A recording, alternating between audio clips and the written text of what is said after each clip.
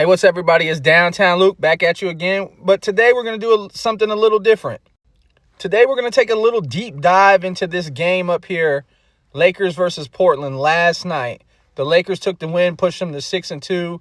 Portland had a 3-game win streak going, and they lost. Now they're 4-3. What's interesting about this game is that Portland played the Lakers earlier when Austin Reeves was playing, and no Luka, no LeBron, and Portland won that game. This game, there was no Luka, no LeBron, no Austin Reeves. So it's a little surprising to see that the Lakers won, and they won kind of handedly.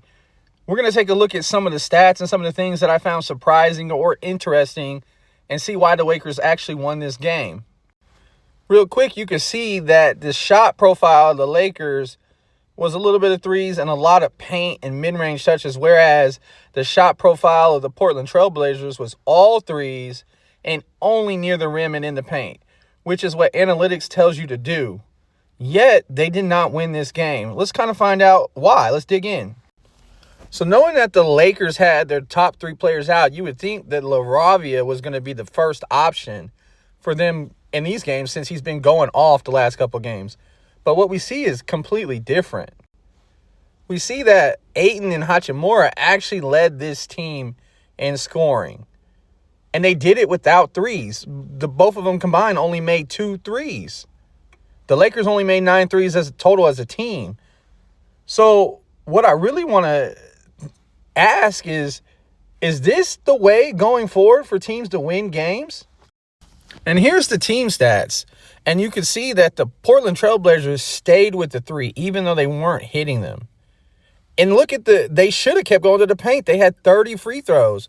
And yet still kept shooting those threes and weren't converting. Whereas the Lakers weren't making threes, weren't going to the paint, evidenced by their points in the paint and their free throws, but they stuck at it, played through Ayton, played through Hachimura, and just took the win. Now, I know this Lakers team isn't built like the Oklahoma City Thunder, but this is similar to what the Thunder was doing in the playoffs. They were winning games but losing the three-point battle every single game, and they won the championship. I honestly didn't think that this would be a recipe for success, but after OKC did it and won the championship, and now I'm seeing other teams do it, maybe this is the recipe going forward. Another thing I wanted to point out is that if you look at this, and I know it's kind of cut off a little bit, but Klingon played 18 minutes, had 2 points. He also only had 2 fouls. Robert Williams III only played 15 minutes and had 6 points. So the Portland Trailblazers went small to cover the Lakers that were going into the paint and using Ayton and Hachimura, who's a lot bigger than he looks, and it didn't work out for him, which is another thing that we've seen teams do. Go big. Oklahoma City has a double big. Houston Rockets are going double big, and it's working out for them. I really think we're seeing a shift in the NBA. And not so much as a shift saying, let's go back to playing inside out, but more as teams are realizing that their players can't shoot like Steph Curry. They can't shoot like Klay Thompson.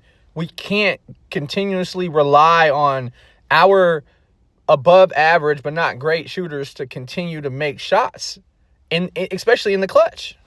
Because then you have games where you go 9 of 43 from 3 and you can't buy a bucket, but we don't know how to go back to inside out after that. If we allow ourselves to look back at the last couple champions, going back to the Golden State Warriors, or let's even go back to the Toronto Raptors, all the champions had one thing in common. They were great defensively. And they had some pretty good big men. Except the Warriors. The Warriors played outside in. But they also have the greatest shooter of all time. And yes, you could say, well, the Celtics who won, they shot a lot of threes. But yet they didn't win because of their threes. They actually won because of their defense against the Mavs. They were holding Kyrie Irving to something like 15 points per game when he was averaging 25 to 30 in the playoffs. It's also the reason why Jaylen Brown won MVP in the finals, because he played really good defense on Luka and Kyrie. So did Steph Curry just ruin the perception of what works in basketball? I believe so, because you got J.J. Redick, who's on record saying he wants the team to shoot more threes, and yet when we see games like this, they shows that they can win, and they're not even shooting threes. They're not even making them. So what bugs? All of this really leads me to one conclusion here, is that the Lakers are actually better when they play inside out. We saw that with LeBron James when they played inside out with LeBron James and Anthony Davis instead of trying to run and gun and shoot threes. But maybe we're even seeing a little bit of that this year. I mean, I'm going to be the first one to admit I had the Lakers as a bottom dweller team in the West. Competitive, but not winning games. But what these couple of first, 2 weeks have shown me is that not only they're competitive, they're really freaking good. And that's without both of these guys here. Two of the best players in the NBA currently. And I understand why you get these guys. These guys will win you games in the playoffs single-handedly, and you need that. So I'm not saying don't go through them, don't play them. But as LeBron being the only all-NBA player last year to have a negative plus-minus, maybe it's time to actually get rid of him, trade him to somewhere he wants to go, bring back some draft picks and some capital, because you can win without him. I mean, at this point, the Lakers have to obviously consider this. They have to consider moving LeBron. Not Luka, since he just signed a contract extension, but they got to consider moving LeBron to get something back, because he may just retire or leave next year anyway. And there's still a lot of teams that LeBron could actually help win a championship. Cleveland being one of them, and he may want to go back home. I mean, I would. And I know everybody's seen the Mind the Game pod episode by now with him and Steph Curry. Maybe the Warriors. Who knows? There's players on the Warriors that could help the Lakers, for sure. But with Luka and Reeves coming into their own, it might be time to go. I actually think the Lakers are uniquely positioned to win championships for the next couple of years. They're one of the only teams who really have shots and players and contracts that support that. They have a big piece in the way, though, and that's LeBron James. And I know what it would be and what it would seem like if they traded away probably, a top 5 player of all time and a top, 15 player in the NBA right now. But it might really just be time.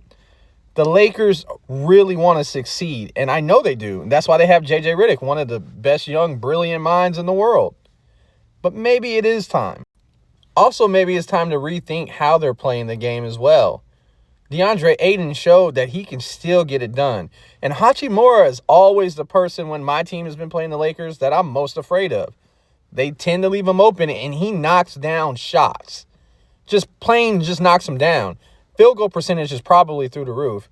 But Lakers, come on, what are we going to do?